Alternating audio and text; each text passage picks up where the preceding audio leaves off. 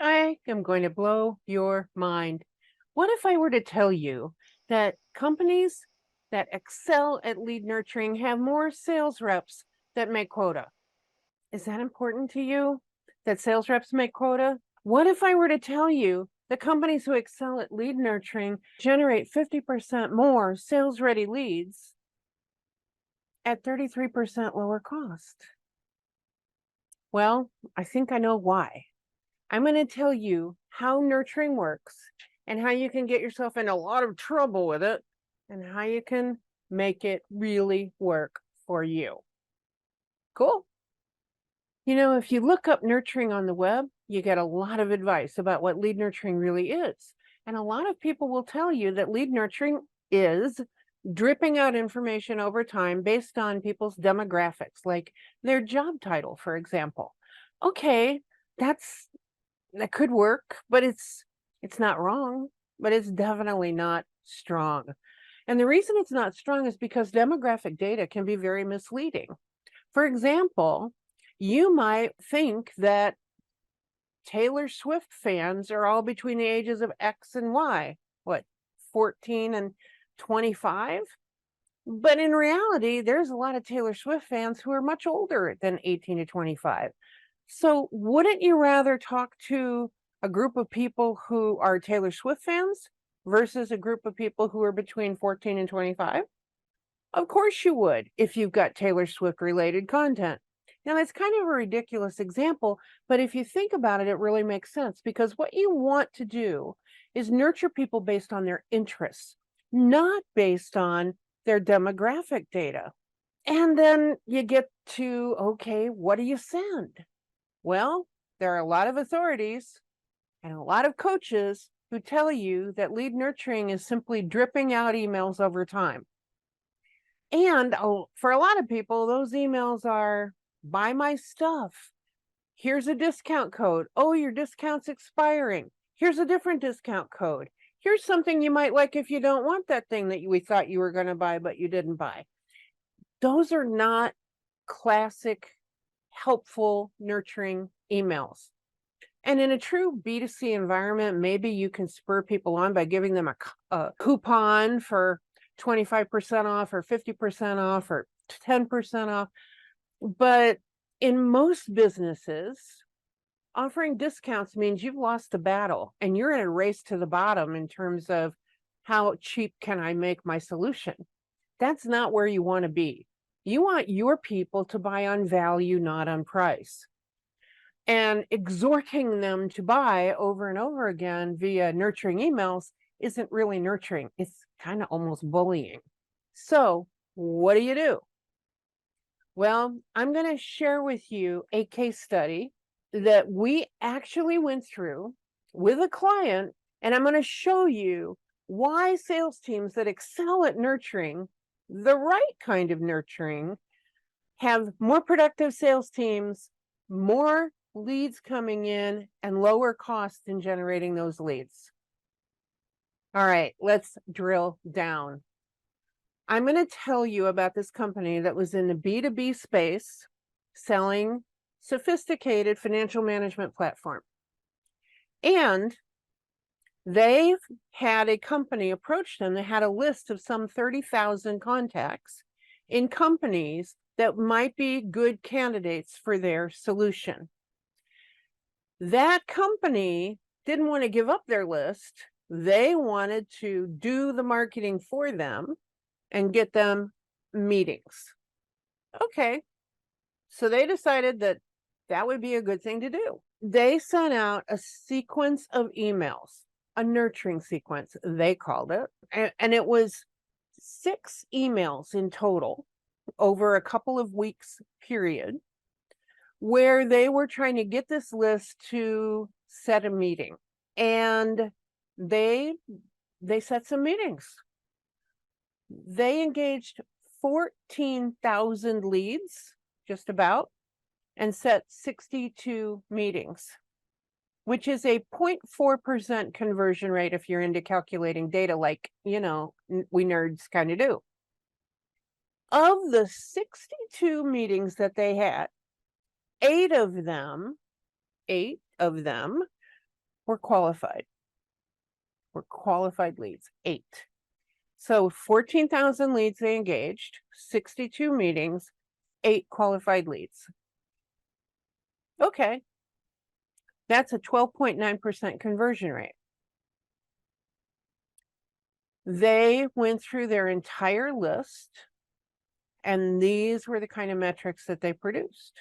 A lot of meetings, not that many comparatively qualified leads who actually could become clients of this firm. Once they had fatigued the list pretty hard, they gave us 328 email addresses of contacts, 328 that they hadn't sent this big long sequence to, 328 that they hadn't pushed and pushed and pushed to get a meeting, 328. And we created and sent these 328 leads through the right kind of nurturing sequence.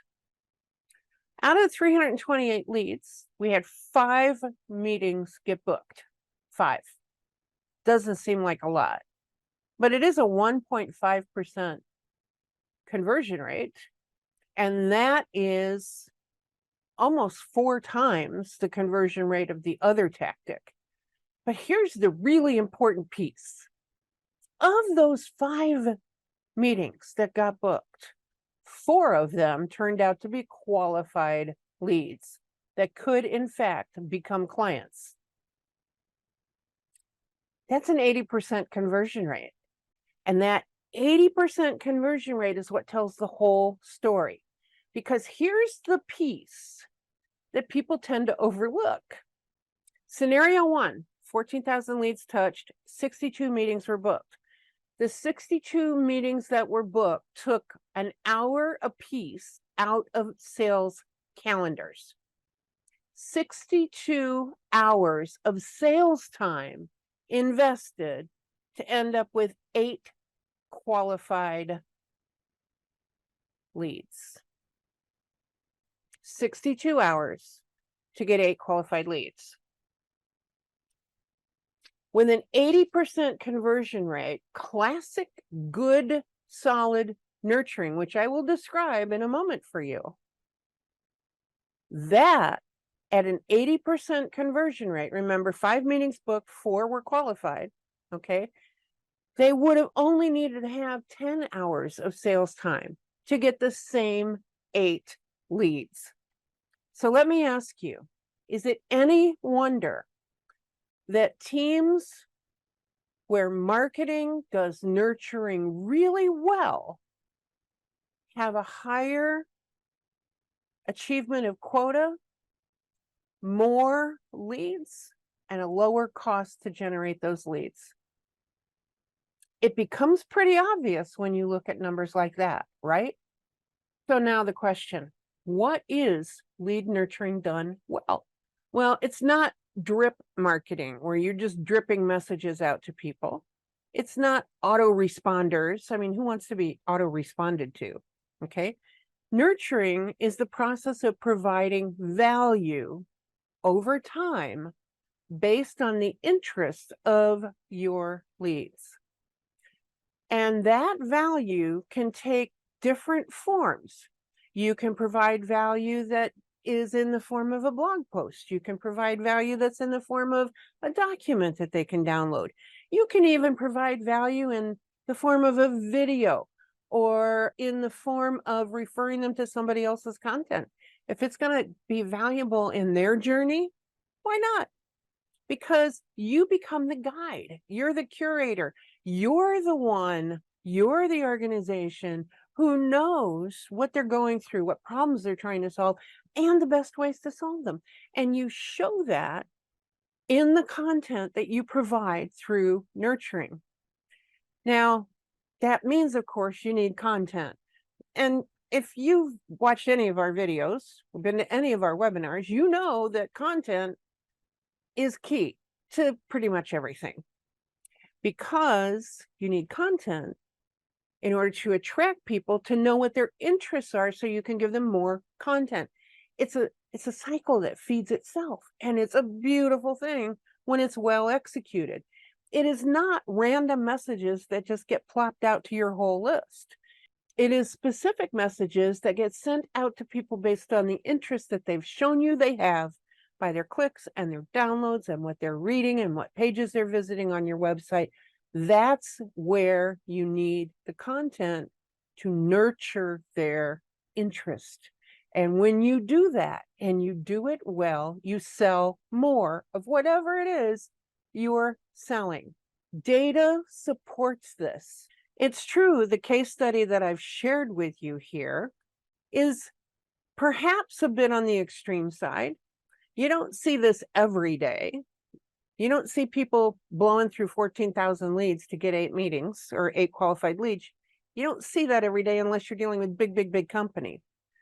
But in a modestly sized company, in an SMB organization, you want to maximize every lead you have. You want to attract as many clients as you can so that you can become a bigger and bigger organization. The way you do that is by nurturing them. And here's the thing. The whole reason for nurturing, the entire purpose of nurturing, is so that when people are ready to buy, they think of you first.